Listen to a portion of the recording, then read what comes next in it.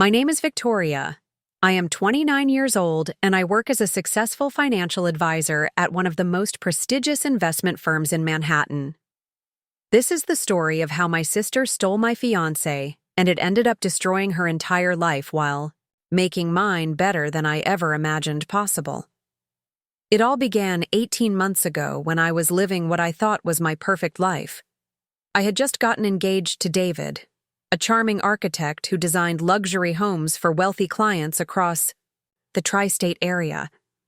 We had been together for 3 years and everything seemed to be falling into place exactly as I had always dreamed. Our engagement party was beautiful, held at the rooftop garden of his latest project, a stunning penthouse overlooking Central Park. All our friends and family were there, celebrating what everyone believed would be a fairy tale marriage. David was everything I thought I wanted in a husband. He was tall, handsome, successful, and had this way of making me feel like I was the only woman in the room. He would bring me flowers every Friday, take me to expensive restaurants, and talk about our future together with such passion that I believed we were truly meant to be. We had already put a deposit down on a beautiful venue in the Hamptons for our wedding, which was scheduled for the following spring. I had my dress picked out, the caterer booked, and we had even started looking at houses where we could start our life together as husband and wife. But there was something I didn't know about David, something that would shatter everything I believed about our relationship and about the man I was planning to marry. There were secrets hiding beneath his charming exterior, secrets that my sister would eventually discover and use to her advantage in ways I never could have imagined. My sister, Amanda, is 2 years younger than me, and we had always had what I thought was a close relationship. She's a marketing coordinator at a mid-level advertising agency, making decent money, but nothing compared to what I was earning at my firm. Amanda had always been the more outgoing one between us, the life of the party who could charm anyone she met. She had a way of making people feel special, of drawing them into her orbit with her infectious laugh and her seemingly genuine interest in their lives. Growing up, Amanda and I shared everything. We told each other our deepest secrets, supported each other through breakups and career challenges, and I truly believed that she would always have my back no matter what happened. When I got engaged to David, she was one of the first people I called, and she seemed genuinely excited for me. She helped me plan the engagement party, went dress shopping with me, and even offered to be my maid of honor without me having to ask. But what I didn't realize was that Amanda had been struggling financially for months. Her rent had increased dramatically when her lease renewed, and she had been living paycheck to paycheck, barely able to afford her lifestyle in the city. She had credit card debt that was spiraling out of control, and she had been too proud to ask our parents or me for help. This financial pressure was eating away at her, making her desperate in ways that I couldn't see from the outside.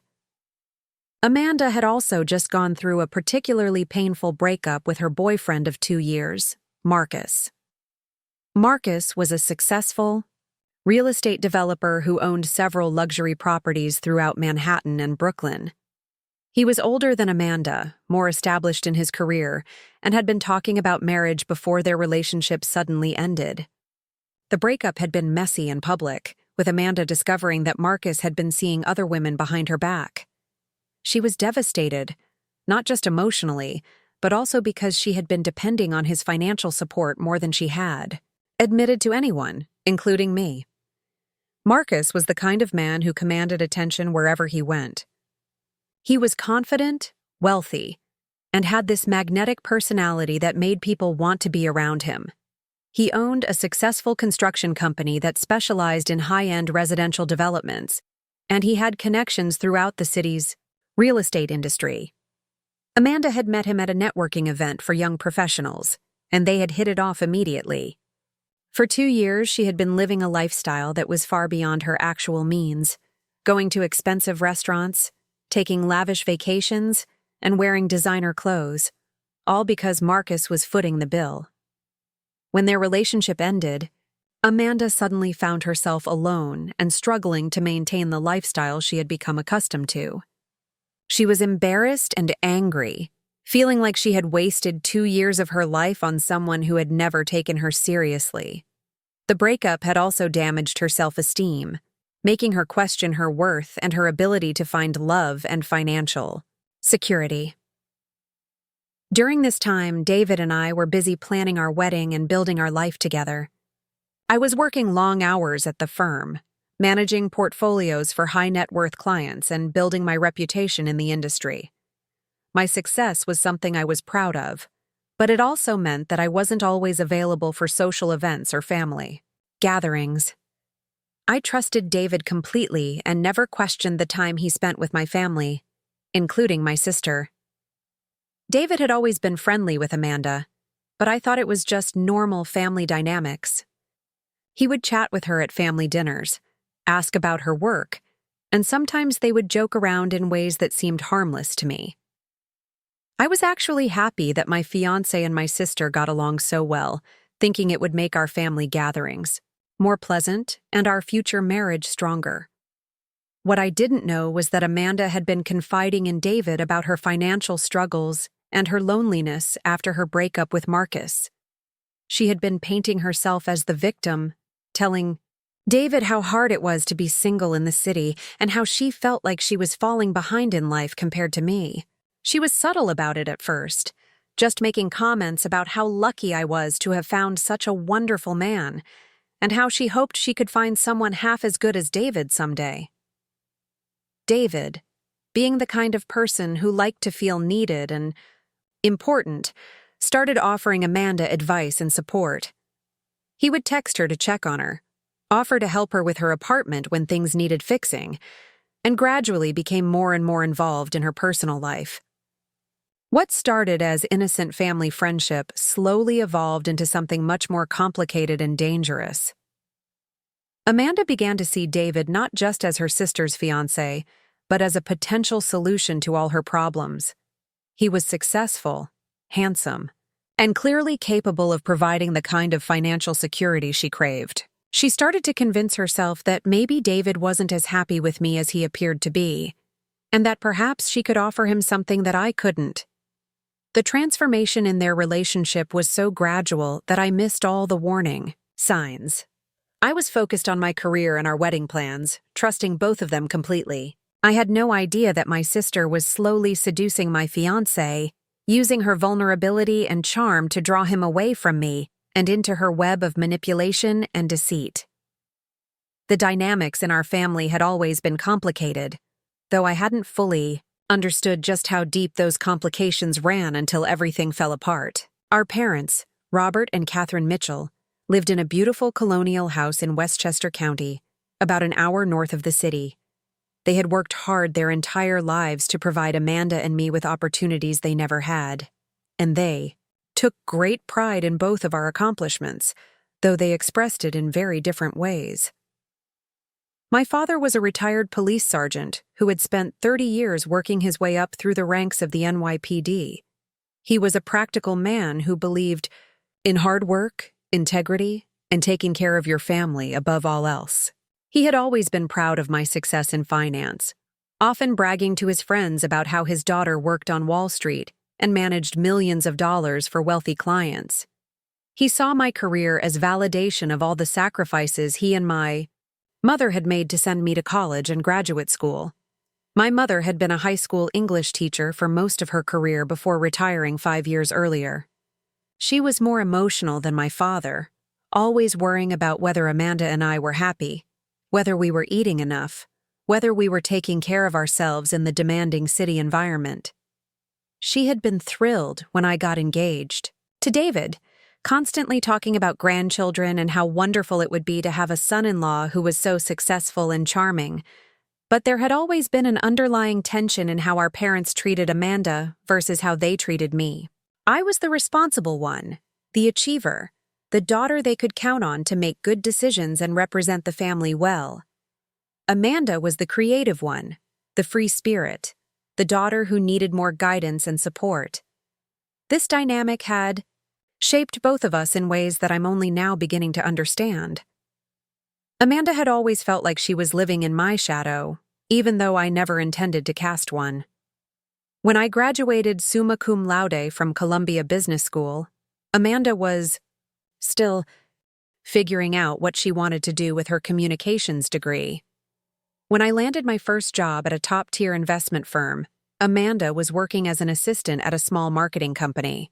When I bought my first apartment in Manhattan, Amanda was still renting a studio in Queens with 2 roommates. These differences in our life trajectories created a resentment in Amanda that she hid well, but that was always simmering beneath the surface. She would make little comments about how easy things came to me, how I was always the favorite, how I didn't understand what it was like to struggle because everything had always been handed to me. I dismissed these comments as typical sister rivalry, not realizing how deeply they reflected Amanda's growing bitterness and jealousy. The truth was that nothing had been handed to me. I had worked 80-hour weeks as an analyst, sacrificed my social life to build my career, and made countless personal sacrifices to achieve the success that Amanda seemed to think had come effortlessly. But Amanda had convinced herself that my success was somehow undeserved, that I had just been lucky while she had been cursed with bad timing and circumstances beyond her control. This mindset made Amanda particularly vulnerable to the kind of financial and emotional instability that had characterized her adult life. She had a pattern of getting involved with men who could provide for her, rather than building her own financial independence. Her relationship with Marcus had been the most extreme example of this pattern, but it wasn't the first time she had relied on a boyfriend to subsidize her lifestyle. Marcus Rivera had been Amanda's attempt to leap directly into the kind of success that I had built slowly over years of hard work. He was 42 years old, 15 years older than Amanda, and had built his real estate empire from nothing. He had grown up in the Bronx, the son of immigrants who had worked multiple jobs to support their family. He understood the value of hard work and had little patience for people who expected success without earning it. Marcus owned 3 apartment buildings in Manhattan, 2 in Brooklyn, and had development projects in various stages of completion throughout the city. His personal net worth was in the tens of millions, and he lived a lifestyle that reflected his success. He drove expensive cars, wore custom suits, and owned a penthouse apartment overlooking the Hudson River. For Amanda, being with Marcus had been like stepping into a completely different world. But Marcus had never intended their relationship to be permanent. He had been clear from the beginning that he wasn't looking for marriage, that he was focused on his business and wasn't ready to settle down. Amanda had convinced herself that she could change his mind, that if she was patient and supportive enough, he would eventually realize that she was the woman he wanted to spend his life with. The reality was that Marcus had been seeing other women throughout their relationship, though he had been discreet about it. He considered Amanda to be one of several women he was involved with, and he had never promised her exclusivity, even though she had assumed it. When Amanda finally discovered the truth about his other relationships, the confrontation had been explosive and public, ending with Marcus making it clear that he had never seen their relationship as anything more than casual dating. The breakup had devastated Amanda, not just emotionally but financially. She had been living in an apartment that Marcus had been helping her pay for, driving a car that was registered in his name, and maintaining a lifestyle that was completely dependent on his financial support. When their relationship ended, Amanda suddenly found herself facing the reality of her actual financial situation, which was far more precarious than she had admitted to anyone, including herself. During this same period, David and I were experiencing what I thought was the happiest time in our relationship. We had just gotten engaged, and David seemed more attentive and romantic than ever. He was constantly surprising me with small gifts, planning special dates, and talking about our future together with an enthusiasm that made me feel like the luckiest woman in the world. David worked for a prestigious architectural firm that specialized in luxury residential projects. He had designed homes for celebrities, business executives, and other wealthy clients who valued his innovative approach to modern design.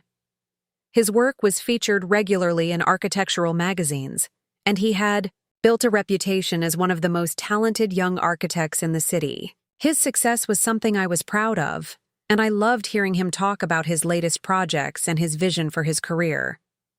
But what I didn't know was that David's success came with pressures and temptations that he had never discussed with me. The world of luxury architecture was competitive and demanding, and David had always felt like he was one project away from either major success or devastating failure. He had developed a need for validation and admiration that went beyond what our relationship could provide, and he was susceptible to the kind of attention and flattery that Amanda was becoming expert at providing. Amanda had always been skilled at reading people and understanding what they needed to hear.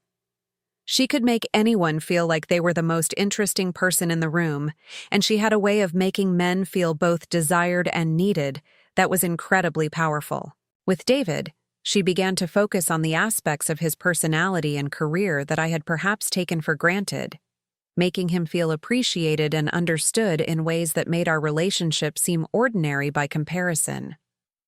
The moment that changed. Everything happened on a rainy Thursday evening in October, exactly 6 months before our planned wedding date. I was working late at the office, preparing for a major presentation to a potential client who was considering investing $50 million with our firm. The presentation was scheduled for the following morning, and I knew that landing this account could potentially make my career and establish me as one of the top performers in the company. David was supposed to meet me for dinner at our favorite Italian restaurant in Soho, but around 7 o'clock, he texted me saying that he had been delayed at a client meeting and would have to reschedule. I was disappointed but understanding, knowing that his work could be just as demanding as mine. I told him not to worry about it and that we could have dinner together over the weekend instead. What I didn't know was that David wasn't at a client meeting at all. He was at Amanda's apartment in Queens, helping her move furniture and supposedly providing emotional support during what she had described as a particularly difficult time in her life. Amanda had called him earlier that day, crying about how overwhelmed she felt trying to manage everything on her own, and David had immediately offered to come over and help her with whatever she needed.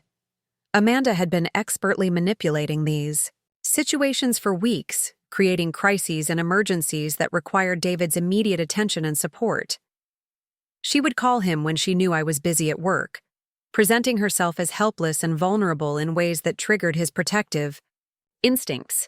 She had developed a pattern of needing his help with tasks that she was perfectly capable of handling herself, but that gave her opportunities to spend time alone with him and to present herself as the kind of woman who needed and appreciated his strength and capability. The evening at Amanda's apartment was when their relationship crossed the line from inappropriate friendship into outright betrayal. Amanda had prepared dinner for David, opened a bottle of wine, and created an intimate atmosphere that was completely inappropriate for someone who was supposed to be helping his fiancé's sister with a furniture emergency. She had changed into a dress that was both casual enough to seem innocent but flattering enough to make David notice her as a woman rather than just his future sister-in-law. During dinner, Amanda began to open up to David about her relationship with Marcus and how devastated she had been when it ended. She told him how Marcus had made her feel worthless and disposable, how she had thought she had found the love of her life only to discover that she had been nothing more than a temporary distraction. She painted herself as a victim of a cruel and manipulative man, someone who had taken advantage of her trust and left her broken and alone. David found himself feeling protective of Amanda in ways that surprised him.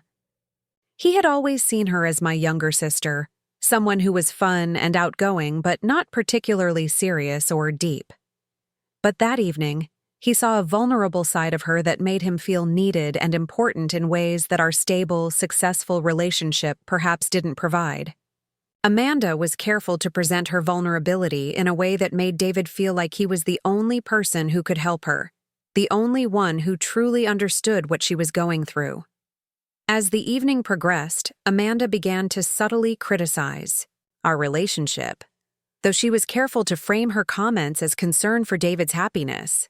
She mentioned how busy I always seemed, how focused I was on my career, and how she worried that David might sometimes feel neglected or unappreciated.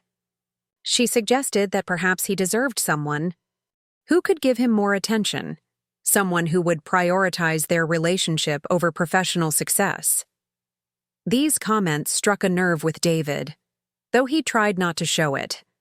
The truth was that he had been feeling somewhat overshadowed by my success, and there were times when he wondered if I was more committed to my career than to our relationship. Amanda was feeding into insecurities that David had been trying to ignore, making him question whether our relationship was as perfect as he had been telling himself it was. The physical betrayal happened gradually that evening, starting with Amanda asking David to help her reach something on a high shelf, creating an opportunity for physical contact that seemed innocent but was clearly calculated. She had positioned herself so that when David reached over her, their bodies would be close together, and she could look up at him with an expression that was both grateful and suggestive. From there, Amanda escalated the physical contact through a series of seemingly innocent touches and moments of closeness that gradually broke down David's resistance and judgment. She touched his arm when she laughed at his jokes, leaned against him when they were sitting on the couch, and created opportunities for physical intimacy that felt natural and spontaneous, but were actually carefully orchestrated. By the time David realized what was happening, he was already emotionally and physically involved with Amanda in ways that he knew were wrong, but that he felt powerless to stop. Amanda had created a perfect storm of emotional manipulation, physical attraction, and psychological pressure that made David feel like he was falling in love with her, rather than simply being seduced by someone who knew exactly how to exploit his weaknesses and insecurities. The betrayal wasn't just physical, it was emotional and psychological as well. Amanda convinced David that what they were feeling for each other was real love, that their connection was deeper and more meaningful than what he had with me. She told him that she had always had feelings for him but had suppressed them out of loyalty to me, and that she believed he had feelings for her too that he had been afraid to acknowledge.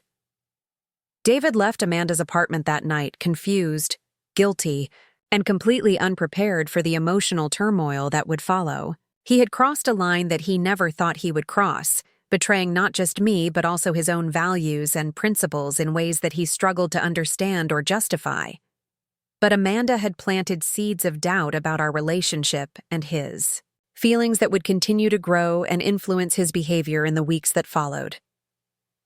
The next morning, David was distant and distracted when I saw him. I attributed his behavior to stress about work and didn't think much of it, but he was actually struggling with overwhelming guilt and confusion about what had happened with Amanda.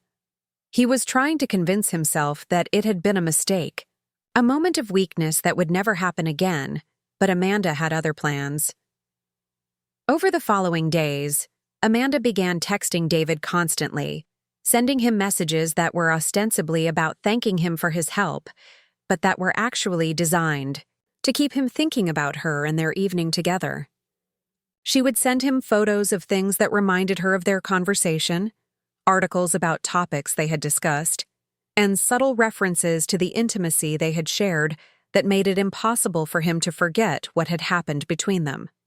Amanda also began showing up at places where she knew David would be, creating opportunities for them to run into each other that seemed coincidental but were actually carefully planned.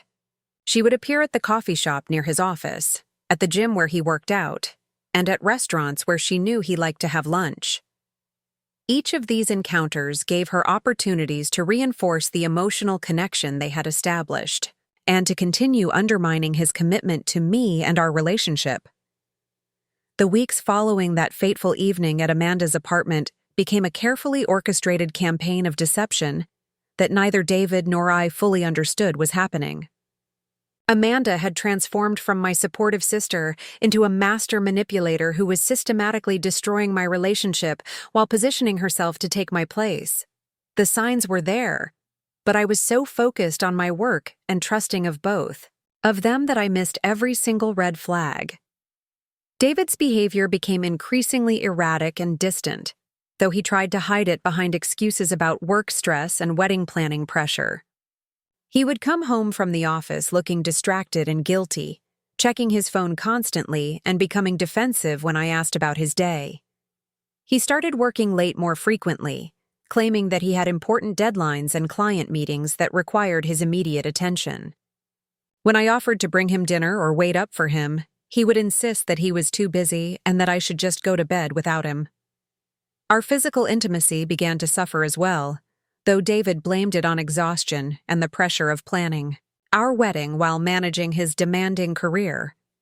He would turn away from me in bed, claiming he was too tired for conversation or affection, and he stopped initiating the romantic gestures that had been such an important part of our relationship. The flowers stopped coming, the surprise dates disappeared, and David seemed to be going through the motions of our engagement without any of the enthusiasm or joy that had characterized our relationship before. Amanda, meanwhile, was becoming more present in our lives than she had ever been before. She volunteered to help with wedding planning activities that she had previously shown little interest in, offering to meet with vendors, tour venues, and assist with decisions that couples typically handle privately. She would call me several times a week with suggestions for our wedding, always managing to bring David into the conversation and finding excuses to speak with him directly about details that didn't really require his input. During family dinners at our parents' house, Amanda began positioning herself as David's confidant and supporter in ways that seemed helpful but were actually designed to create intimacy and connection between them. She would ask him detailed questions about his architectural projects, praising his creativity and vision in ways that made him feel appreciated and understood. She would remember details about his work that I had forgotten, bringing up client meetings and project deadlines that demonstrated how carefully she was listening to everything he said. Amanda also began subtly undermining my relationship with David in front of our family, making comments about how busy I was and how difficult it must be for David to plan a wedding with someone who worked such long hours. She would express concern about whether I was taking care of myself, whether I was eating enough, and whether I was spending enough quality time with my fiancé.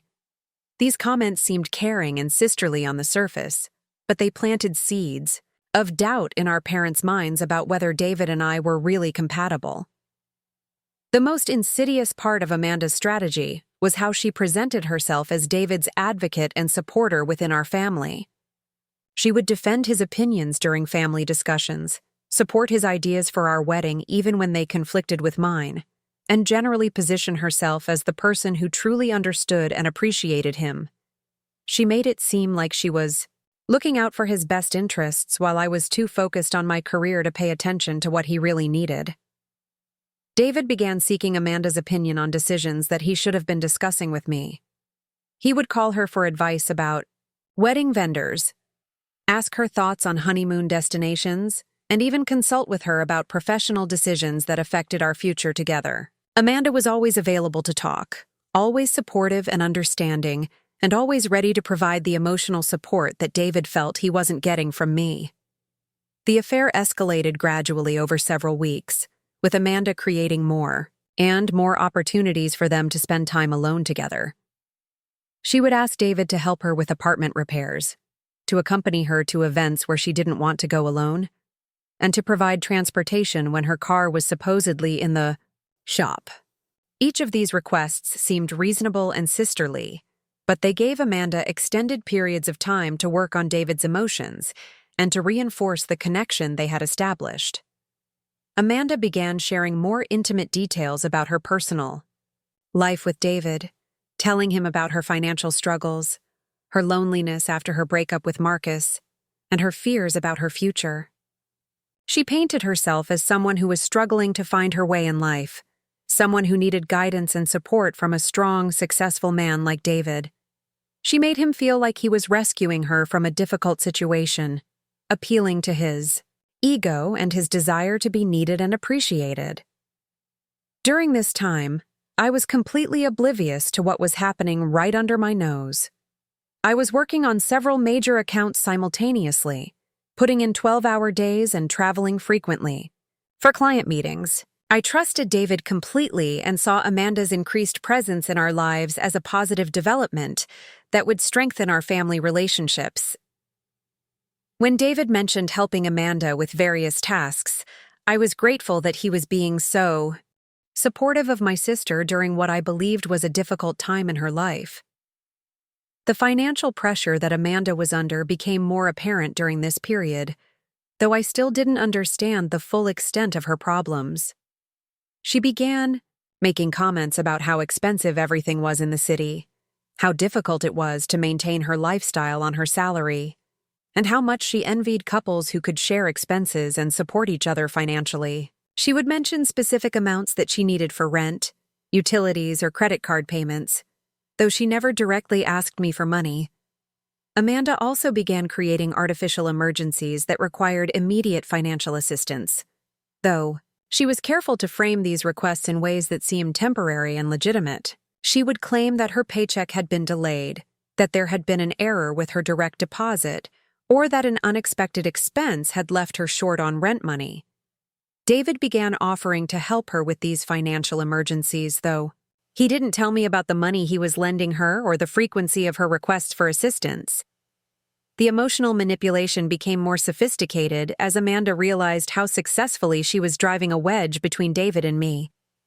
She began making comments about how lucky she was to have found someone like David, how rare it was to meet a man who was both successful and genuinely caring, and how she hoped she could find someone half as wonderful as him someday. These comments made David feel special and appreciated, while simultaneously suggesting that I didn't value him enough.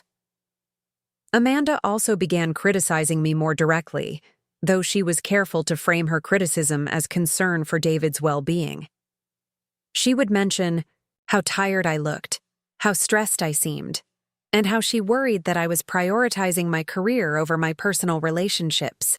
She suggested that perhaps David deserved someone who could give him more attention and emotional support, someone who would put their relationship first instead of treating it as secondary to professional success. The psychological pressure on David became intense as Amanda continued to present herself as the perfect alternative to our relationship. She was available when I was working, supportive when I was stressed, and attentive in ways that made our relationship seem cold and distant by comparison.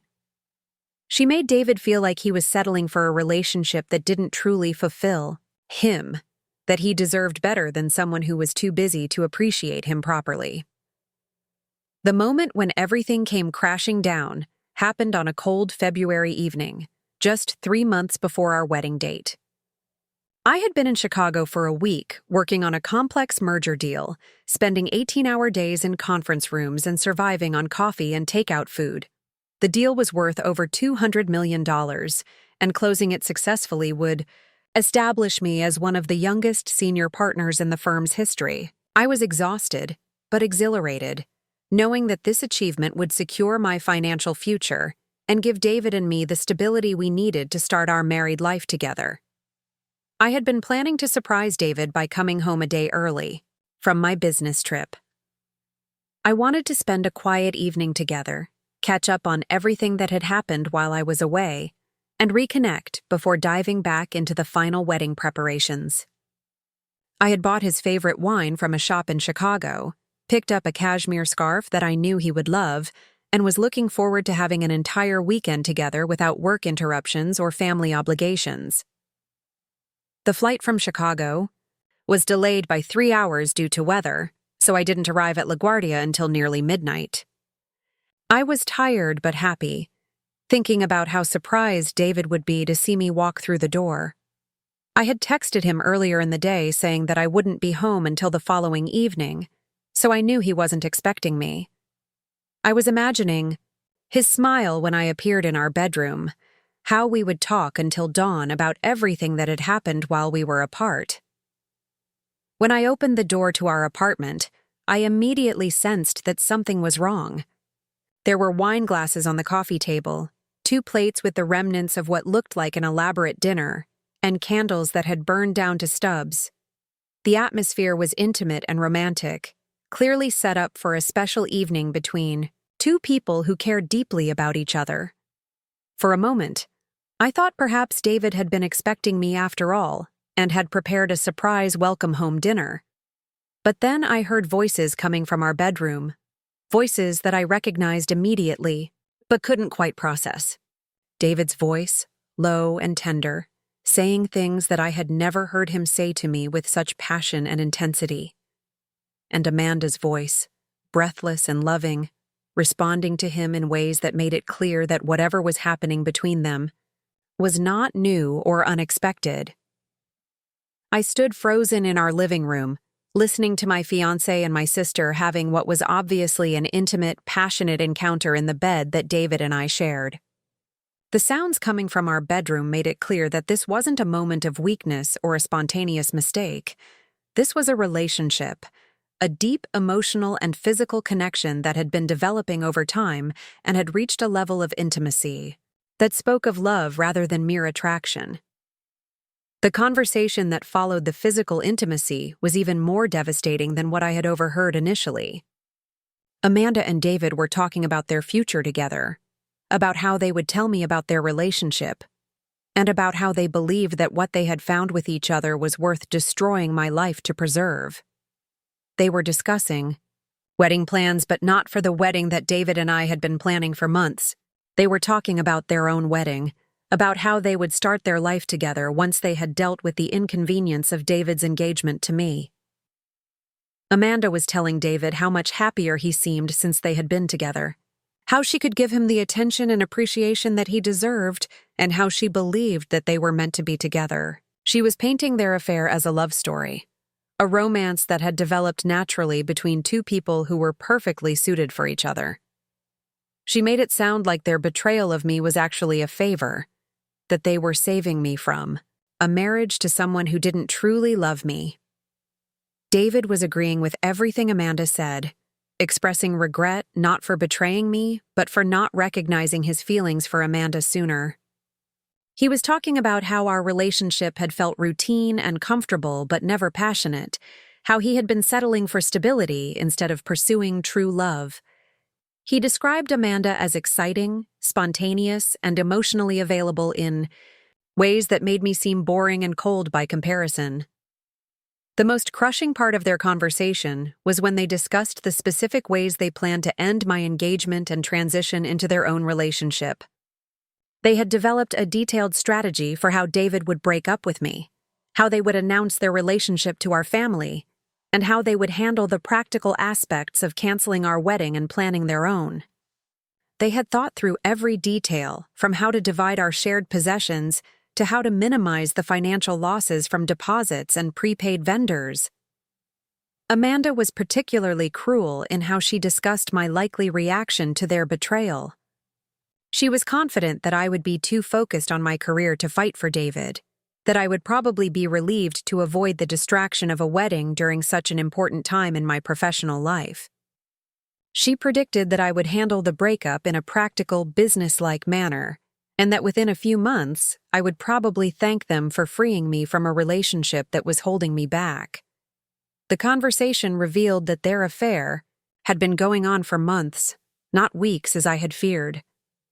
They had been sleeping together regularly, spending entire nights together when I was traveling for work, and building a relationship that was far more serious and committed than anything David and I had shared in recent months. Amanda had essentially moved into our apartment when I was away, cooking dinner for David, sleeping in our bed, and playing house in the life that I thought I was building with my fiancé. They also discussed the financial aspects of their relationship, and I learned that David had been supporting Amanda financially for weeks. He had paid her rent when she claimed to be short on money, given her cash for various emergencies, and even bought her expensive gifts that I had assumed were purchases for me or for our wedding. Amanda had been manipulating David's generosity and his desire to take care of her, using his money to maintain her lifestyle while positioning herself as someone who needed his protection and support. The emotional manipulation was even more sophisticated than I had realized. Amanda had convinced David that I didn't appreciate him, that I took his love and support for granted, and that I was more committed to my career than to our relationship. She had made him feel unvalued and unimportant in my life, while positioning herself as someone who recognized his worth and would prioritize their relationship above everything else. As I listened to them planning my emotional destruction, I felt something inside me shift from devastation to determination. The initial shock and heartbreak began to transform into anger, and then into something much more dangerous. A cold, calculated desire for justice. They thought they knew me, thought they could predict my reaction and control the narrative of our breakup. They had no idea who they were dealing with or what I was capable of when someone threatened everything I had worked to build. I quietly backed out of our apartment, my mind racing with the implications of everything I had just discovered. The betrayal was so complete, so calculated, that I knew I couldn't simply confront them in the heat of the moment. Amanda and David had been planning this for months, and they had clearly thought through every aspect of how they would handle my reaction when they decided to reveal their relationship. If I was going to respond effectively, I needed to be just as strategic and just as prepared as they were. The drive back to the airport hotel where I decided to spend the night gave me time to process what I had learned and to begin formulating a plan. I wasn't just dealing with a cheating fiancé and a disloyal sister. I was dealing with two people who had systematically deceived me, manipulated my trust, and planned to destroy my life in service of their own happiness. They deserved consequences that matched the magnitude of their betrayal, and I was going to make sure they got exactly what they had earned. The first thing I needed to do was gather evidence. In my work as a financial advisor, I had learned that documentation was everything. Accusations without proof were worthless, but solid evidence could destroy someone's credibility and reputation completely. I spent the night in the hotel room making lists, taking notes, and developing a comprehensive strategy for how I would handle the situation. I started by going through my phone and my email, looking for evidence of David's lies about where he had been and what he had been doing over the past several months. I found dozens of text messages where he had claimed to be working late, meeting with clients, or handling family emergencies when I now knew he had actually been with Amanda. I screenshotted every message, creating a timeline that documented the systematic nature of his deception. I also began thinking about Amanda's financial situation and the way she had been manipulating David's generosity. I had access to our joint bank accounts, and I could see every transaction that David had made over the past several months. When I reviewed our spending, I found a pattern of cash withdrawals, expensive restaurants, and purchases that I hadn't questioned at the time, but that now made perfect sense. David had been financing Amanda's lifestyle, paying for their dates, and essentially subsidizing their affair with money that was supposed to be building our future together. But evidence of their betrayal was only the beginning of what I needed.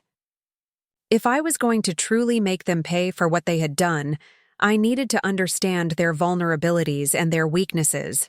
I needed to find ways to hurt them that went beyond simply exposing their affair. I needed to destroy their future together, just as completely as they had planned to destroy mine. That's when I remembered Marcus Rivera, Amanda's ex-boyfriend who owned multiple properties throughout Manhattan and Brooklyn. Amanda had painted Marcus as a villain, someone who had used her and discarded her without regard for her feelings. But I began to wonder if there might be another side to that story, and whether Marcus might be interested in learning about Amanda's current situation and her pattern of manipulating men for financial gain. I had met Marcus several times during Amanda and his relationship, and I had always found him to be intelligent, successful, and surprisingly principled for someone who had built his wealth in the competitive world of New York real estate. He had treated Amanda well during their relationship, taking her to expensive restaurants, including her in his social events, and generally behaving like a gentleman.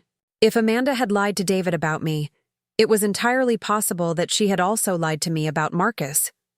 The more I thought about it, the more I realized that Marcus might be the key to everything. He was successful, attractive, and had clearly been interested in Amanda for a significant period of time. If their breakup had been based on Amanda's lies and manipulations rather than his genuine lack of interest, Then perhaps there was an opportunity to reconnect them in a way that would serve my purposes perfectly. I decided to reach out to Marcus, but I needed to do it carefully and strategically. I couldn't simply call him and explain what Amanda had done, because that would make me seem vindictive and unreliable. Instead, I needed to create an opportunity for Marcus to discover Amanda's true nature on his own, in a way that would make him want to take action against her and David. The next morning, I called my office and told them that I was extending my trip by one day to handle a personal emergency. I used the extra time to do research on Marcus's current business projects, his social media presence, and his recent activities. I wanted to understand his current situation and mindset so that I could approach him in a way that would be most likely to succeed. I discovered that Marcus had recently completed a major development project in Brooklyn that had received significant media attention for its innovative design and environmental sustainability features. He had been featured in several business magazines, and his company was clearly thriving. He was also apparently single, based on his social media posts and the absence of any romantic partner in his recent photos. I also learned that Marcus had a reputation for being extremely protective of his business relationships and personal reputation. He had built his success on trust and reliability, and he had zero tolerance for people who tried to deceive or manipulate him. This information gave me confidence that if I could present him with evidence of Amanda's true nature, he would be motivated to take action against her. I spent hours crafting the perfect message to send to Marcus, something that would pique his interest without revealing too much about my motivations or my knowledge of Amanda's current situation. I needed to create an opening for a conversation that would allow me to gradually reveal what I had discovered and to gauge his interest in helping me respond to Amanda and David's betrayal. The message I finally sent was simple and direct. Hi, Marcus, this is Victoria, Amanda's sister. I hope you're doing well. I'm dealing with a situation involving Amanda that I think you might find interesting. Would you be willing to meet for coffee sometime this week? I think there are some things about her that you should know. Marcus responded within 2 hours, which told me that he was indeed interested in whatever information I might have about Amanda. His message was brief, but intrigued. Victoria, good to hear from you. I can meet tomorrow afternoon if that works for you. There's definitely a conversation. We should have. I spent the rest of the day preparing for my meeting with Marcus, gathering all the evidence I had collected about Amanda and David's affair, and developing a strategy for how I would present the information to maximize its impact. I wasn't just looking for Marcus's sympathy or support. I was looking for his partnership in a plan that would give Amanda and David exactly what they deserved for their betrayal and deception. The meeting with Marcus was scheduled for the following afternoon at a coffee shop in Midtown Manhattan, far enough from Amanda's neighborhood that there was no risk of her accidentally seeing us together. I arrived early, chose a table in the back corner where we could speak privately, and prepared myself for what I hoped would be the beginning of Amanda and David's downfall. When Marcus arrived, I was struck by how much more confident and successful he looked than he had during his relationship with Amanda. He was wearing an expensive suit, carried himself with the assurance of someone who had built something significant, and had the kind of presence that commanded attention and respect. I could see why Amanda had been attracted to him, and I could also see why her manipulation and deception would have been particularly offensive to someone with his integrity and principles. Marcus sat down across from me with a serious expression that told me he was prepared for whatever I was about to reveal. He ordered black coffee and leaned back in his chair, studying my face with the kind of intense attention that successful business people use when they're evaluating a potential deal or partnership. I could tell that he was curious about why Amanda's sister would want to meet with him months after his relationship with her had ended. And I could see that he was prepared to hear something significant. Before I tell you why I asked you here, I began carefully. I need to know something about your relationship with Amanda. She told me that you broke up because you were seeing other women and didn't want anything serious. Is that accurate? Marcus's expression immediately darkened. and I could see anger flash in his eyes. He leaned forward slightly, his voice low but intense when he responded. "That is absolutely not what happened, Victoria. I was completely faithful to Amanda for the entire 2 years we were together. I had already started looking at engagement rings when I discovered that she had been lying to me about almost everything in her life. The revelation hit me like a physical blow, even though I had suspected that Amanda's version of their breakup might not be entirely truthful." "What kind of lies?" I asked, though I was already beginning to understand that Amanda's pattern of deception went far deeper than her current betrayal of me. Marcus pulled out his phone and showed me a series of screenshots that he had apparently saved from their relationship. "Amanda told me she was a marketing manager making $70,000 a year. I found out she was actually an administrative assistant making $35,000. She told me she owned her apartment in Queens. I discovered she was 3 months behind on rent and facing eviction. She told me she had a business degree from NYU. She never graduated from college at all. The evidence that Marcus showed me was overwhelming and systematic. Amanda had created an entirely fictional version of herself for their relationship, lying about everything from her education, to her income, to her family background. She had presented herself as financially independent and professionally successful, when the reality was that she was struggling to pay her basic bills and had been depending on Marcus's financial support to maintain her lifestyle. "But the worst part," Marcus continued, his voice growing harder with each word, "was discovering that she had been stealing from me. She had access to my credit cards for emergencies, and I found out she had been using them to pay her personal expenses, buy gifts for other people, and even to take trips with friends that she told me were work-related business trips." I felt sick as I listened to Marcus describe Amanda's betrayal of his trust. The woman he was describing was someone I barely recognized, though the patterns of manipulation and financial deception were clearly the same ones she was now using with David. "How much money are we talking about?" I asked. "Over $15,000 in charges that she made without my permission," Marcus replied. When I confronted her about it, she claimed it was all misunderstandings and emergencies, but the evidence was clear. She had been systematically defrauding me for months, probably from the beginning of our relationship. The picture that Marcus painted of Amanda was devastating and complete. She hadn't just lied about small details to make herself seem more impressive.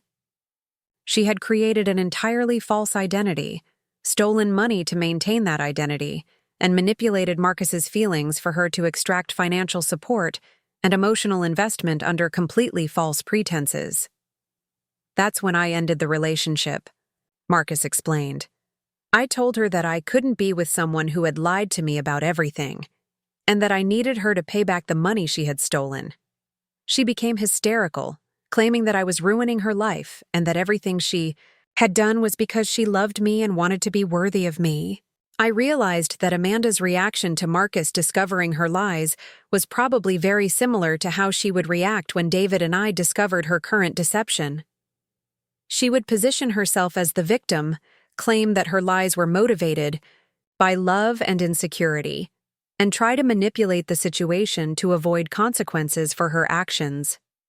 She threatened to tell people that I had been abusive, that I had forced her to spend my money, and that I had manipulated her into a relationship where she felt she had to lie to please me, Marcus continued. I had to have my lawyer send her a cease and desist letter to stop her from spreading lies about me to mutual friends and business contacts. The conversation with Marcus was revealing so much more than I had expected. Not only had Amanda betrayed him in ways that were remarkably similar to how she was now betraying me, but she had also tried to destroy his reputation when he held her accountable for her actions. This pattern of behavior told me exactly what I could expect when I confronted her about her affair with David. "Now," Marcus said, leaning back in his chair and studying my expression, "I'm assuming you didn't ask me here just to rehash ancient history. What's Amanda done now?" I took a deep breath, and began to tell Marcus everything I had discovered about Amanda's affair with David. I showed him the evidence I had gathered, explained the timeline of their deception, and described the conversation I had overheard where they planned to destroy my engagement and start their own relationship. I watched Marcus's expression grow darker and more angry as I revealed each detail of Amanda's current betrayal. "She's using the exact same playbook," Marcus said when I finished my explanation. "The financial manipulation, the lies about her, situation, the positioning herself as a victim who needs to be rescued. David has no idea what he's gotten himself into. That's where I need your help," I said, finally revealing the real reason I had asked him to meet with me.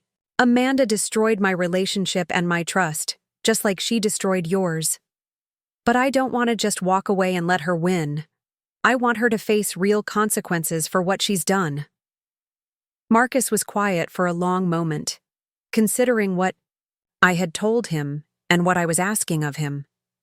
I could see that he was still angry about how Amanda had treated him, and I could tell that he was intrigued by the possibility of seeing her held accountable for her pattern of manipulation and deception. "What exactly are you proposing?" he asked finally. "I want to give Amanda a taste of her own medicine," I replied. "She thinks she can manipulate men, steal their money, and destroy their relationships without consequences. I think it's time she learned what it feels like to be on the receiving end of that kind of treatment." I outlined my plan for Marcus, explaining how I thought we could work together to expose Amanda's true nature and to ensure that both she and David faced appropriate consequences for their betrayal. I wasn't just looking for revenge. I was looking for justice that would prevent Amanda from doing to other people what she had done to Marcus and me. Marcus listened to my entire proposal with growing interest and approval. When I finished explaining my plan, he smiled for the first time since our conversation had begun.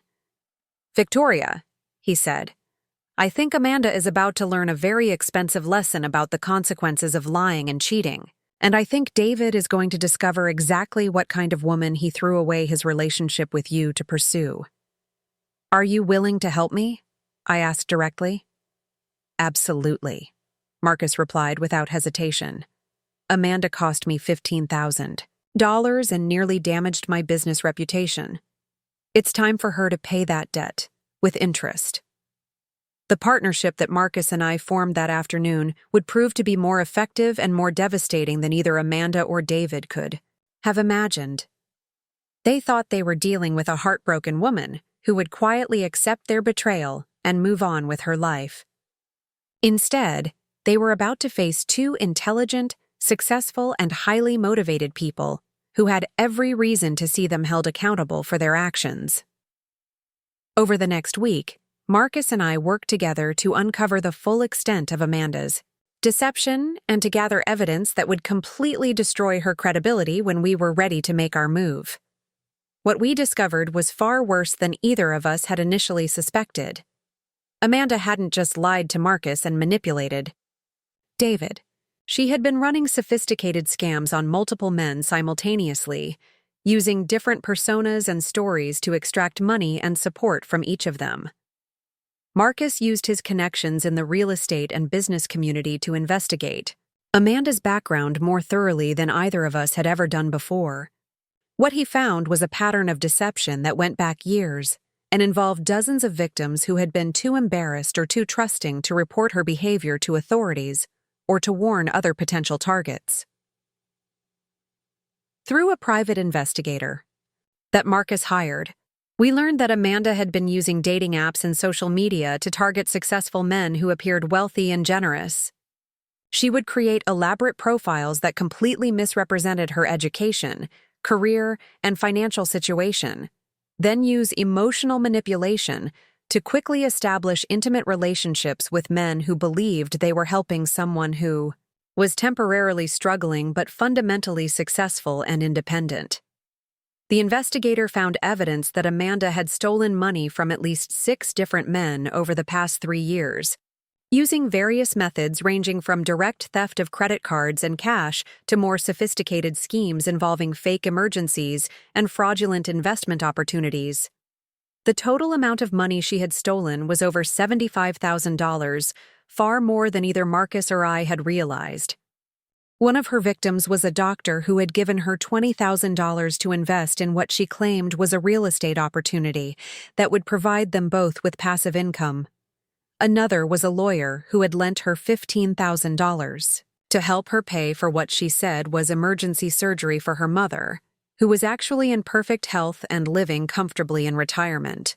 Each of these men had believed that they were helping someone they loved during a temporary crisis, never realizing that they were being systematically defrauded by someone who had never told them a single truthful thing about herself.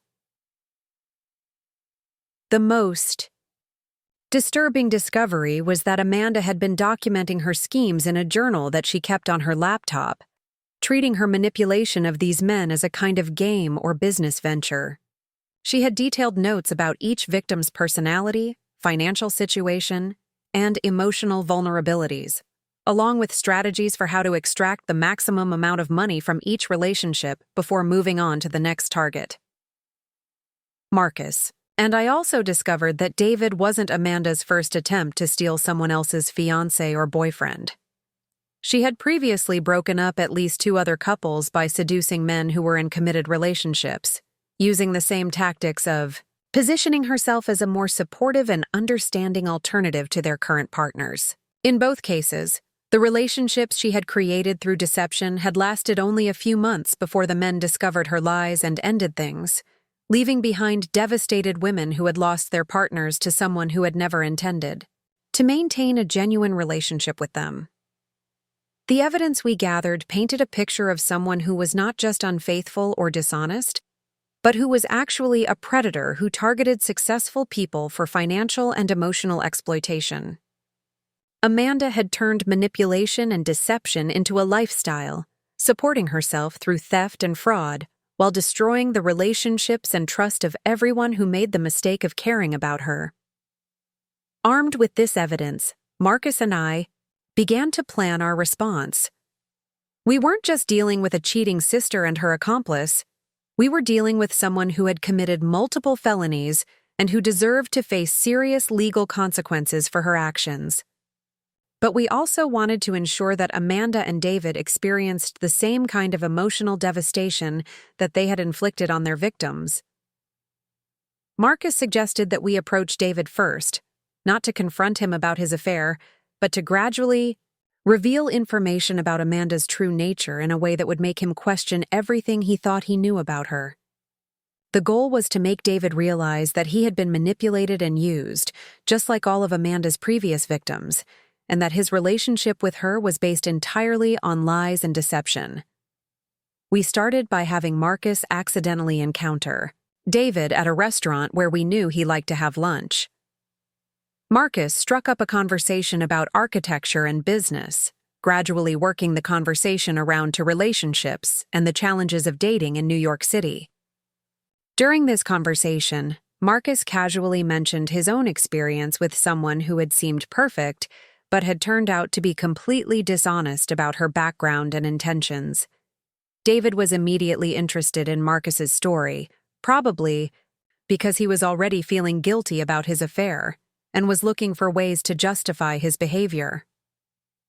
Marcus told him about dating someone who had lied about her education, her career, and her financial situation, and how discovering these lies had completely destroyed his ability to trust her. He didn't mention Amanda by name, but he described her behavior in enough detail that anyone who knew her well would recognize the pattern. Over the next few days, Marcus continued to cross paths with David, each time sharing more details about his experience with his deceptive ex-girlfriend. He talked about how she had stolen money from him, how she had manipulated his emotions to get what she wanted, and how she had immediately moved on to another victim when their relationship ended. Marcus was careful to present this information as friendly advice rather than as accusations, allowing David to draw his own conclusions about the similarities between Marcus's story and his own situation. Meanwhile, I was working on my own part of the plan. I had decided to let Amanda think that her scheme was working perfectly, while I gathered additional evidence of her affair and prepared for the moment when I would reveal everything I knew. I returned from my business trip acting as though nothing had changed, greeting David with the same affection and trust that I had always shown him. Amanda continued to insert herself into our wedding planning, offering suggestions and assistance. That allowed her to spend time with David while appearing to be helpful and supportive. I watched their interactions carefully, documenting every instance of inappropriate behavior and every lie that Amanda told about where she had been or what she had been doing. During this time, I also began moving our joint assets into accounts that only I could access, ensuring that David wouldn't be able to use our shared money to support Amanda or to finance their future together. I was careful to do this gradually and in ways that seemed related to wedding planning and financial organization, so that David wouldn't realize what I was doing until it was too late for him to prevent it. I also started gathering information about David's professional relationships and reputation, understanding that his affair with Amanda could have serious consequences for his career if it became public. David worked in a field where integrity and trustworthiness were essential, and his clients expected their architect to be someone who honored his commitments and treated people with respect. An affair with his fiancé's sister, especially one that involved financial deception and manipulation, could destroy his professional credibility and cost him clients and opportunities. The psychological pressure on David was clearly increasing, as Marcus continued to share stories about deceptive women, and as David began to recognize the similarities between those stories and his own situation with Amanda. David became more distant and distracted, clearly struggling with doubts about Amanda and guilt about his betrayal of me. But instead of ending the affair or confessing what he had done, David seemed to be doubling down on his relationship with Amanda, perhaps believing that he had already gone too far to turn back. The moment of reckoning came on a Friday evening in March, exactly 1 month before our scheduled wedding date. I had spent weeks preparing for this confrontation, gathering evidence, coordinating with Marcus, and ensuring that every aspect of my plan was perfectly executed. Amanda and David thought they were in control of the situation, but they were about to discover that they had severely underestimated both my intelligence and my determination to see them held accountable for their actions. I had arranged for our parents to come into the city for what I told them was a special pre-wedding celebration dinner. Amanda was expecting David to finally tell me about their affair that weekend, and she had been preparing for what she believed would be a difficult, but ultimately successful transition from my relationship to theirs. David had been increasingly nervous and guilty, but Amanda had convinced him that their love was worth the temporary pain that breaking up with me would cause. The dinner was held at an upscale restaurant in Manhattan that I had chosen specifically, because it was public enough to prevent Amanda from causing a scene, but private enough for us to have the kind of conversation that would destroy her life without creating a spectacle that would embarrass our parents unnecessarily. I had reserved a private dining room and had arranged for Marcus to join us, though neither Amanda nor David knew that he would be there. When our family gathered at the restaurant, Amanda was in an especially good mood, clearly anticipating that this would be one of the last times she would have to pretend to support my relationship with David. She was wearing a new dress that I was certain David had bought for her, and she kept making comments about how excited she was for my wedding and how perfect David and I were together. The irony was lost on her, but I could see that David was struggling with the cognitive dissonance of listening to Amanda praise a relationship that they were planning to destroy. Our parents were happy and relaxed, enjoying what they believed was a celebration of their daughters and their future son-in-law. My father was telling stories about his police work, and my mother was asking David about his latest architectural projects. They had no idea that they were about to witness the complete destruction of everything they thought they knew about their younger daughter. When Marcus arrived at the restaurant, I introduced him to David as someone who had some important information to share about Amanda. David's face went pale when he realized who Marcus was, and Amanda looked like she had seen a ghost. She clearly hadn't expected to ever see Marcus again, and she certainly hadn't expected him to appear at a family dinner with information that could expose her lies and manipulation. "Marcus has some interesting stories to tell about Amanda," I said calmly, watching as Amanda's confident expression transformed into one of panic and desperation. "Stories that I think everyone should hear, especially David." Marcus began by explaining his relationship with Amanda and the lies she had told him about her education, career, and financial situation. He showed our parents and David the evidence he had gathered about Amanda's deception, including documentation of the money she had stolen from him and the false identity she had created to manipulate his feelings. Our parents listened in shock and horror as Marcus described the systematic way that Amanda had defrauded him and manipulated his trust. My father's police training made him particularly attuned to the criminal nature of Amanda's behavior, and I could see his anger building as he realized that his daughter was not just dishonest, but was actually a criminal who had been stealing from people who cared about her. David's reaction was even more devastating to watch. As Marcus described Amanda's pattern of lies and financial manipulation, David began to realize that everything Amanda had told him about her relationship with Marcus had been false. She hadn't been the victim of an uncaring man who had used her and discarded her. She had been a predator who had systematically defrauded someone who had genuinely cared about her. "But that's not all," I said when Marcus finished his presentation. "Amanda's pattern of deception didn't end with Marcus. She's been continuing it with David, and with me." I presented the evidence I had gathered about Amanda and David's affair, including bank records showing how David had been financially supporting Amanda, photographs of them together that I had taken without their knowledge, and recordings of conversations where they had discussed their plans to end my engagement and start their own relationship. The most damaging evidence was a recording I had made of Amanda and David, discussing how they would minimize the financial consequences of canceling our wedding and how they would use the money that David and I had saved for our honeymoon to finance their own romantic getaway. They had been planning to steal from me in the same way that Amanda had stolen from Marcus and her other victims. Amanda's response to the evidence was exactly what Marcus had predicted it would be. She immediately began crying and claiming that she was the victim, that Marcus and I were conspiring against her because we were jealous of her happiness. She insisted that her love for David was real and pure, and that everything she had done had been motivated by genuine feelings rather than by greed or manipulation. But the evidence was overwhelming, and Amanda's tears and protests only made her seem more manipulative and dishonest. Our parents were devastated and disgusted by what they had learned about their daughter, and David was clearly struggling to reconcile the woman he thought he loved with the criminal predator that the bow. Evidence revealed her to be. "There's more," Marcus said, producing the journal that the private investigator had found on Amanda's laptop. "Amanda has been documenting her schemes, treating fraud and manipulation like a business venture.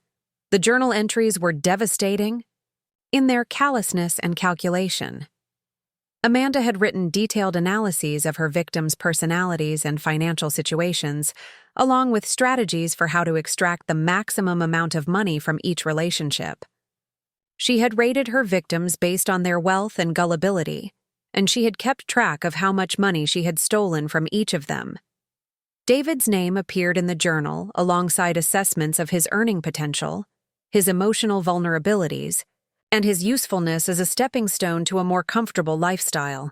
Amanda had written about how easy it was to manipulate David's guilt about his demanding career, and how she could use his desire to be needed and appreciated to control his behavior. The journal also revealed that Amanda had never intended to maintain a long-term relationship with David.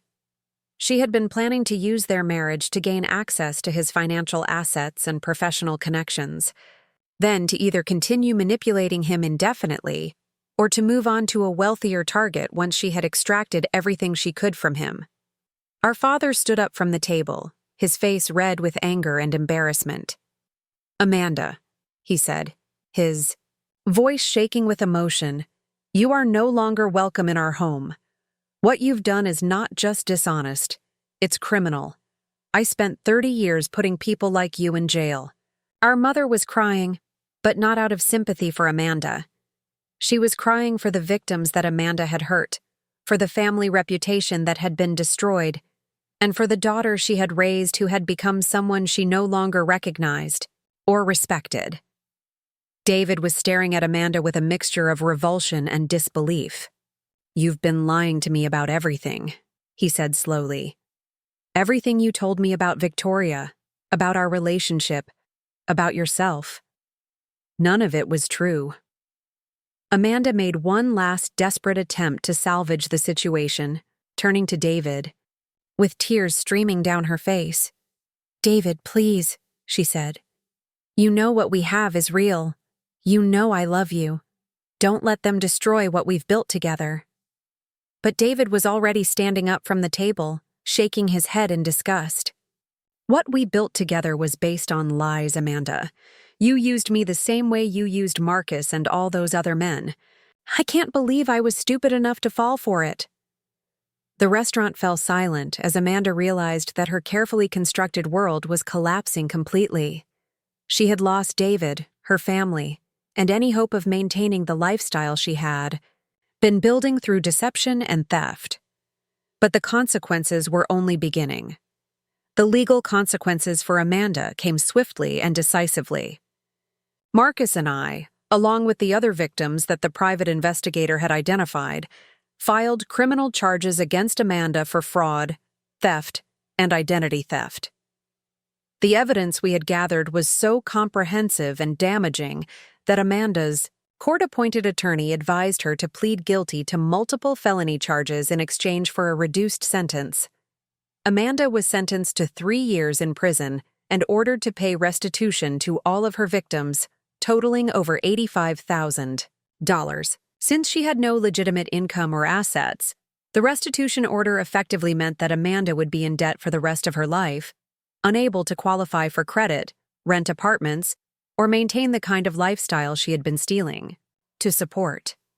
The criminal charges also meant that Amanda's theft convictions would appear on background checks for any future employment, making it extremely difficult for her to find legitimate work that would allow her to rebuild her life.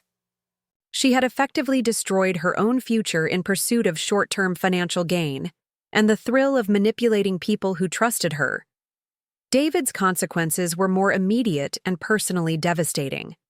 When the story of his affair and Amanda's criminal activities became public, several of his most important clients canceled their contracts with his firm. The architectural industry is built on trust and reputation, and David's involvement with a convicted fraudster made him a liability that his employer couldn't afford to maintain. David was fired from his prestigious architectural firm within a week of Amanda's arrest. His professional reputation was so damaged that he was unable to find comparable employment in New York City, and he eventually had to move back to his hometown in Ohio to work for a small firm that specialized in basic residential construction rather than the luxury projects that had defined his career. The financial consequences for David were equally severe. He had spent thousands of dollars supporting Amanda during their affair, money that he couldn't recover, and that he desperately needed to maintain his lifestyle after losing his job. He was also responsible for his share of the wedding deposits and expenses that couldn't be refunded, adding to his financial burden during a time when his income had been drastically reduced. But perhaps the most devastating consequence for David was the realization of what he had given up for someone who had never genuinely cared about him. He had destroyed a relationship with someone who loved him, respected him, and supported his career, in favor of someone who had been manipulating him for financial gain and using him as a stepping stone to a more comfortable lifestyle. David attempted to contact me several times after the truth about Amanda came out, sending letters and emails apologizing for his betrayal and asking for forgiveness and reconciliation. He claimed that he had been manipulated and deceived by Amanda, that his feelings for her had been genuine even if hers had been fake, and that he realized he had made the biggest mistake of his life by choosing her over me. I never responded to any of David's attempts at contact. He had made his choice when he decided to betray my trust and break his commitment to me, and the fact that his choice had been based on lies and manipulation didn't change the fundamental reality that he had been willing to abandon our relationship for someone else. Amanda might have been a predator, but David had been a willing participant in the deception and betrayal. Marcus and I began dating seriously about 6 months after Amanda's sentencing. What had started as a partnership based on mutual desire for justice had evolved into a genuine romantic relationship built on shared values, mutual respect, and complete honesty about our pasts and our intentions. Marcus had learned from his experience with Amanda to value authenticity over superficial charm, and I had learned to appreciate someone who demonstrated integrity through his actions rather than just his words. Our relationship progressed naturally and steadily, without the drama and manipulation that had characterized both of our previous experiences with Amanda. Marcus was successful, stable, and genuinely supportive of my career and ambitions. He never made me feel like I had to choose between professional success and personal happiness, and he appreciated my intelligence and independence rather than seeing them as threats to his masculinity.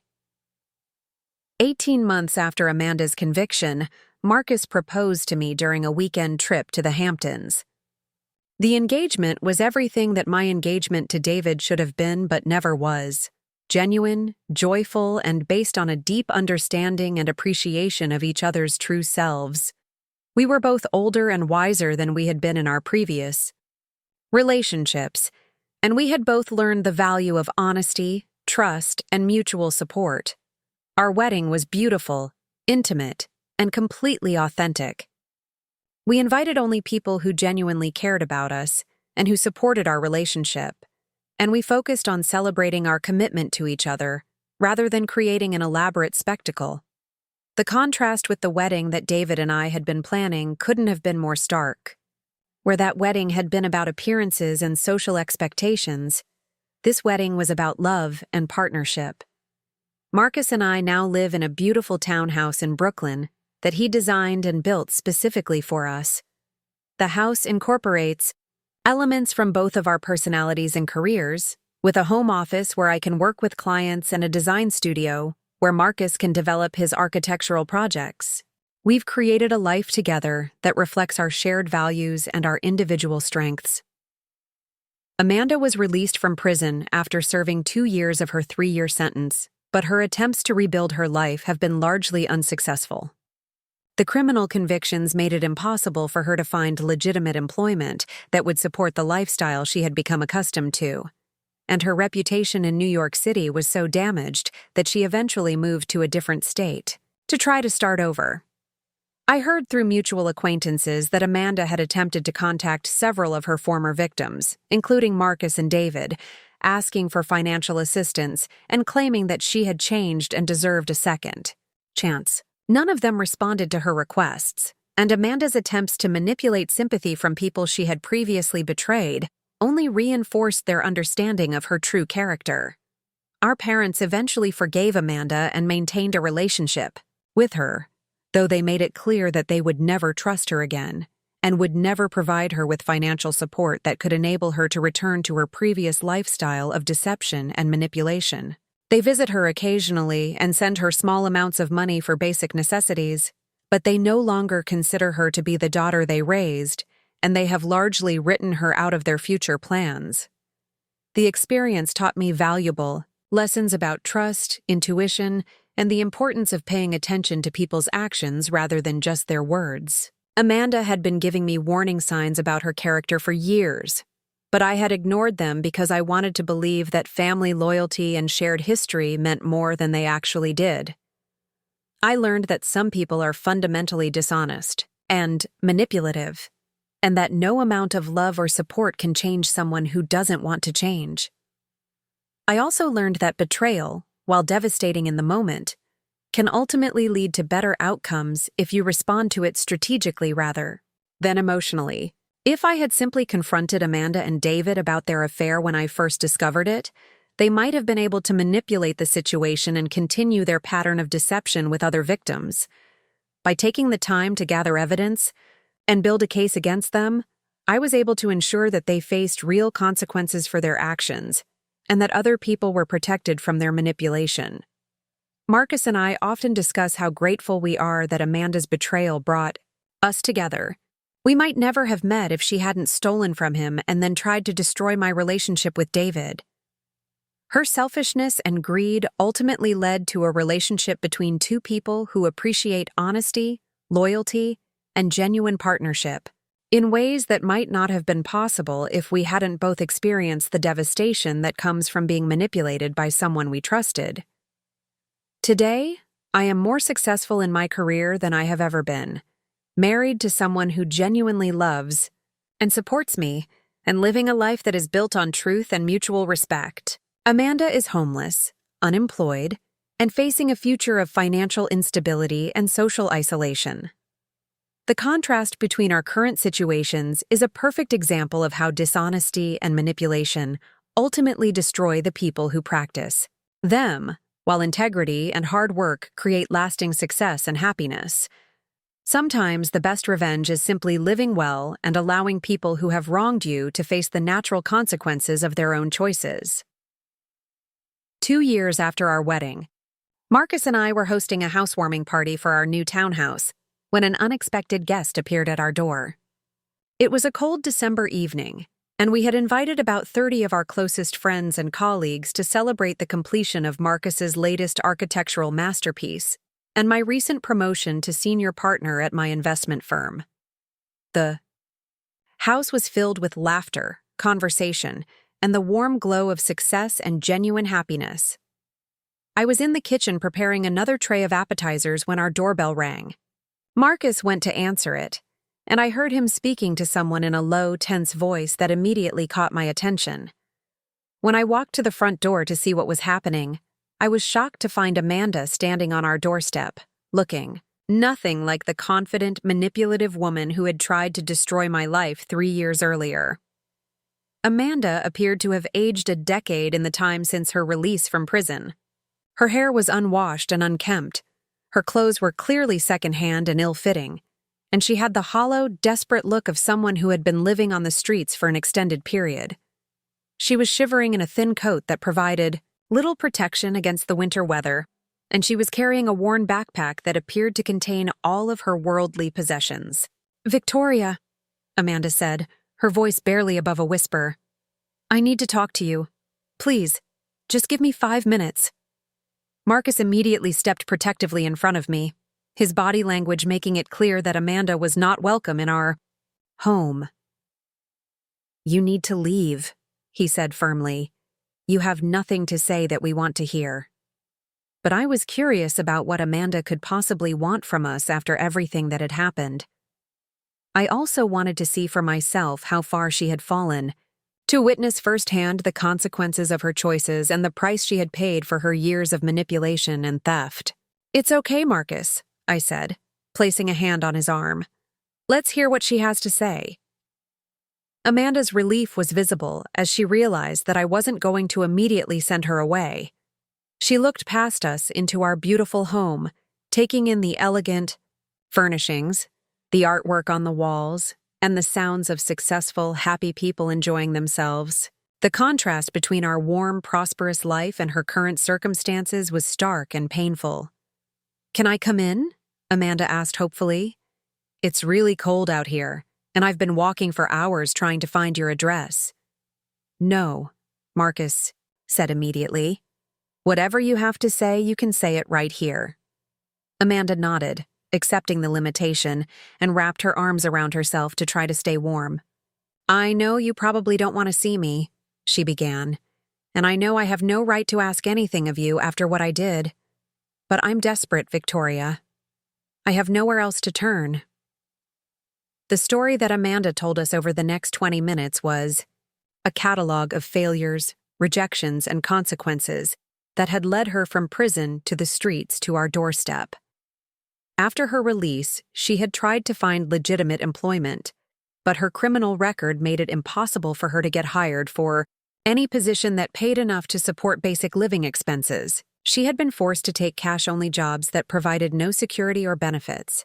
working in restaurants that paid below minimum wage and cleaning offices for employers who took advantage of her desperate situation. Amanda had initially tried to rebuild her life in a different city, believing that distance from New York would allow her to escape her reputation and start fresh.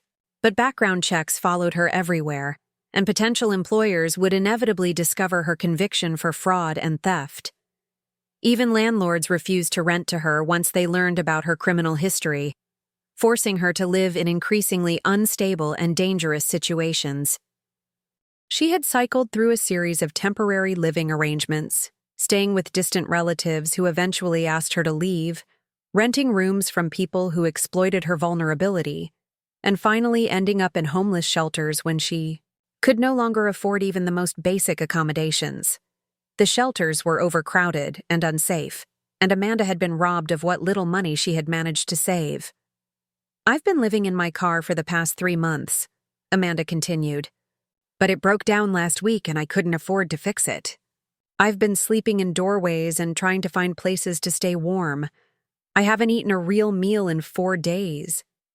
The desperation in Amanda's voice was genuine, and I could see that she was telling the truth about her current circumstances.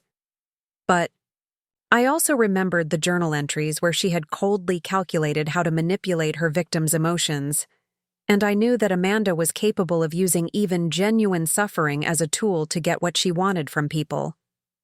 "What do you want from us, Amanda?" I asked directly. Amanda's response revealed that despite everything she had been through, she still hadn't fully accepted responsibility for her actions or understood the magnitude of the damage she had caused. "I just need a chance to get back on my feet," she said. "Maybe you could lend me some money to get an apartment, or help me find a job where my past wouldn't matter. I know I made mistakes, but I've paid for them. I deserve a chance to rebuild my life." The entitlement in Amanda's request was breathtaking. Even in her current desperate state, she still believed that other people owed her assistance and support, despite the fact that she had systematically betrayed and stolen from everyone who had ever tried to help her. Marcus's anger was immediate and intense. "You think you deserve help from us?" he said incredulously. "You stole from me. You tried to destroy Victoria's life, and you hurt dozens of other people. The situation you're in now is the direct result of your own choices." "I know I hurt people," Amanda replied, "but I was young and stupid. I've learned from my mistakes. I'm not the same person I was before." "Yes, you are," I said quietly. "You're exactly the same person. You're still trying to manipulate people into giving you what you want. You're still refusing to take full responsibility for your actions. And you still think that other people should solve your problems for you." Amanda's facade of humility began to crack as she realized that we weren't going to provide the assistance she was seeking. "You don't understand what it's like," she said, her voice rising with frustration.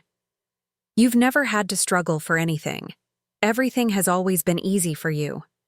The accusation was so familiar and so wrong that it made me angry in ways I hadn't expected. "Nothing was easy for me, Amanda. I worked 18-hour days to build my career. I made sacrifices and earned everything I have. The difference between us is that I did it honestly, without stealing from people or destroying their relationships." "You got lucky," Amanda insisted. "You found Marcus because I introduced you to him. If it wasn't for me, you would never have met him. I actually did you a favor by breaking up your relationship with David." The twisted logic of Amanda's statement revealed that she still didn't understand the difference between consequences and rewards, between earning something and taking it. She genuinely believed that her betrayal had somehow benefited me, and that I should be grateful for the pain and humiliation she had caused. Marcus stepped forward, his patience completely exhausted. "You need to leave now," he said. "And if you ever come back here, I'll call the police." Amanda made one final desperate appeal, turning to me with tears in her eyes. "Please, Victoria, I'm your sister. Family is supposed to help each other. I know I made mistakes, but I'm begging you. I have nowhere else to go." The emotional manipulation was expertly executed, designed to trigger guilt and sympathy that would override logical judgment. But I had learned to recognize Amanda's tactics, and I understood that helping her would only enable her to continue the pattern of behavior that had brought her to this point. "You stopped being my sister the day you decided to betray me," I replied. "You made your choices, Amanda. Now you have to live with the consequences." Amanda stared at me for a long moment, and I could see the exact instant when she realized that her manipulation wasn't going to work. Her expression transformed from desperate pleading to cold anger, revealing the predatory nature that had always existed beneath her charming exterior. "You'll regret this," she said, her voice filled with venom. "Someday you'll need help, and there won't be anyone there for you. You think you're so much better than me, but you're just lucky, and luck doesn't last forever." Marcus closed the doctor firmly, ending the conversation and Amanda's presence in our lives. Through the window, I watched her walk away into the winter night, her figure disappearing into the darkness beyond the warm glow of our home's lights. The encounter left me feeling vindicated, but also sad for the person Amanda could have been if she had made different choices. She had possessed intelligence, charm, and opportunities that could have led to a successful and fulfilling life. Instead, she had chosen manipulation, theft, and betrayal, and had ultimately destroyed every relationship and opportunity that had ever been offered to her. That night, as Marcus and I cleaned up after our party and reflected on Amanda's unexpected visit, I realized that seeing her current condition had provided a sense of closure that I hadn't known I needed. The contrast between her desperate circumstances and our happy, successful life demonstrated that justice sometimes takes time, but it eventually prevails. 6 months after Amanda's desperate visit to our home, I received a phone call that would bring the final chapter of our story to its conclusion. It was a Tuesday morning in June, and I was reviewing investment portfolios in my corner office overlooking Central Park when my assistant informed me that Detective Rodriguez from the NYPD Fraud Division needed to speak with me about a case involving my sister. Detective Rodriguez explained that Amanda had been arrested again, this time for running an elaborate romance scam targeting elderly men through online dating platforms. She had been using fake profiles and stolen photographs to create fictional personas, then manipulating lonely seniors into sending her money for fabricated emergencies and investment opportunities. The total amount she had stolen in this latest scheme was over $40,000 from 12 different victims, some of whom had lost their entire life savings to her deception. The arrest had occurred when one of her victims, a retired widower named Frank Morrison, had become suspicious and hired a private investigator. The investigator had traced Amanda's activities back to her previous convictions and had built a case that would ensure she faced serious federal charges this time. Amanda was sentenced to 8 years in federal prison with no possibility of parole. The judge specifically noted her pattern of targeting vulnerable people and her complete lack of remorse for the devastation she had caused to elderly victims who could never recover their stolen savings. Today, Marcus and I are expecting our first child, a daughter we plan to name Grace. Our marriage has grown stronger through every challenge, built on the foundation of honesty and trust that Amanda's betrayal taught us to value above everything else. Sometimes the people who hurt us most end up teaching us the most valuable lessons about who we really are and what we truly deserve. Amanda thought she was destroying my life, but she actually led me to the life I was meant to have. If you enjoyed this story of justice and redemption, please subscribe to our channel for more real-life stories that prove karma always comes full circle. Like this video if you believe that honesty and integrity always win in the end, and share your own experiences in the comments below. Remember, success attracts envy, but character builds legacies. See you in the next video.